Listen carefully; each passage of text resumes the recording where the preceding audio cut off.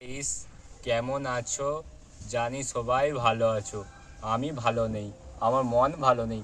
2 সপ্তাহ ধরে আমি ভিডিওই ছাড়তে পারি না। আমাকে গাইডলাইন স্ট্রাইক দিয়েছিল, তার জন্য আমি ভিডিওই ছাড়তে পারি না 2 সপ্তাহ। আমার ভিডিও আপনারা ভাবছেন কেন মানে ভিডিও ছাড়ছে না ও।